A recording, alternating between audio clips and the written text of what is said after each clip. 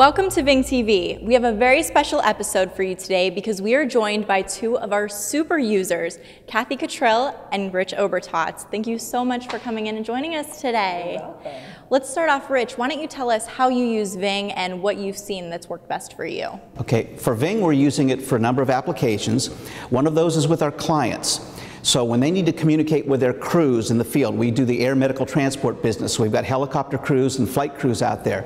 If there's something critical that has to be communicated to them, and we have to have verification that they understand what they got and then loop closure, we're using it a lot for that. So if there's something like a new crane going up near a hospital, that could be a threat to the helicopter coming in. So we can communicate that, they know it, they feed back to us that they know the helicopter is going to have a crane to be concerned about, and we have that loop closure. So that's one basic example for safety. We're also doing it a lot for education. So we also find the same thing. We can send out information that's really critical for them to understand and get the feedback loop. So those are two applications with our clients right now. Very good. Kathy, what about you? Well, Sharon, I'm using it in two major ways. Most of my sales force is across the country. There's about 125 women across the country, and so it's hard for me to get that visual eye-to-eye, knee-to-knee time that I need to get with them. And so I can send them individual messages and inspire them, educate them, motivate them a little bit, let them know that I'm really in the game with them. And so I use it that way, but I use it across the board for the whole team once a week. Every Tuesday I create a Ving and it goes out and they are anticipating it now. They're looking for it. It's educational, it's a lot of announcements, it's things that they need to know.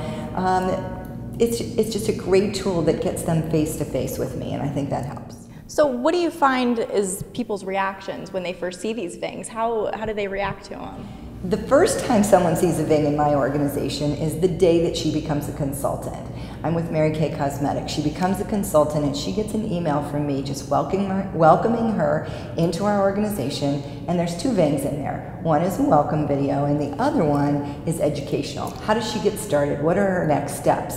The very first thing that happens is I get a call back saying, oh my gosh, I feel like I was in the same room with you. And that really helps because sometimes they're 3,000 miles away from me. And that conversation on the phone can become monotonous. So that's a fun way that we use it. They love that first interaction. We get a lot of wows, you know, and then one of the first reactions is, we need to have this at our organization. This is so common. So almost universally, individuals embrace it, enjoy it, and understand how to use it. So it's been very helpful because we're not getting resistance. We're actually getting people to embrace it and want to use it in their organization. Wonderful. How have you found that it's helped your business then? Well, for us, it is the loop closure. It's the continuity of knowing that somebody got the information, they got through it, and they understood it, and we get the feedback and the loop closure. That's critical. Not only with our clients, but also with their customers. You know, they're using this going forward, and we're getting that feedback, and I think that's one of the most important things. Certainly you can convey information, video and content. A lot of people do that. But tying it all together and getting that loop closure to us is probably how it's most important right now. And Kathy?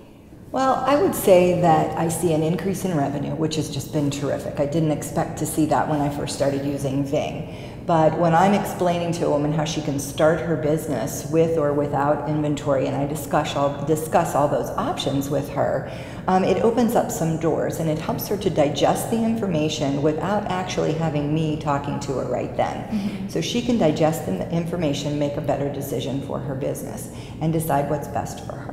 And so that really probably is the most surprising thing that I've seen happen with Ving, is I didn't expect the revenue stream to be there. I just thought it would be this YouTube style training that I would do, and that's the biggest thing I've seen. I'm glad you mentioned that because you can monetize the Vings. And we've done the same thing, and now we've got clients that are saying, hey, I could take this and convey my information as a consultant and monetize it. So that's another thing we've learned, and it is working. Yeah. Wonderful. Well, you guys have been both using Ving for quite a while now. What would be some advice to new Ving users?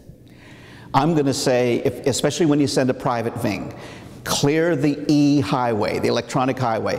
Individuals need to know it's coming, and they have to get through all the gateways. So that's one of the only obstructions that we'll have. So be very, very cognizant to communicate, to clear the highway, make sure you know what the filters are, and you can get it through, because once it's through, it works so well. But that'd be one of the most important tips I could provide. Very good, yes. Well, there's probably two things that I would say. The first thing would be just try it. Just do it. When I first started making Vings, I had my assistant would stand with the camera, and I had to have them so perfect, and she would hold up cue cards, like it had to be so perfect. And now I just do it. I just speak from my heart, and you know, I have an outline of what I want to give them, but just speak from my heart. And so that works really well. So just start. And the other thing is that because I send at least one Ving as a group every single week, plus I send other communication through email, I have started in the subject line, the first word is Ving, and then I put the subject. And so they have been able to find information much quicker if they're looking for the Ving. Right. They can put, so that's what I put in the subject line, and that has seemed to just be a huge thing. I have to emphasize, very good. Use it, use it, use it. Make it habitual.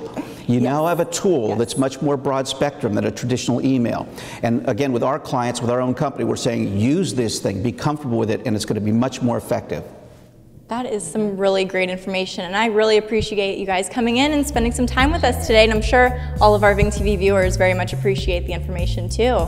So thank you so much for joining us. We'll see you next time.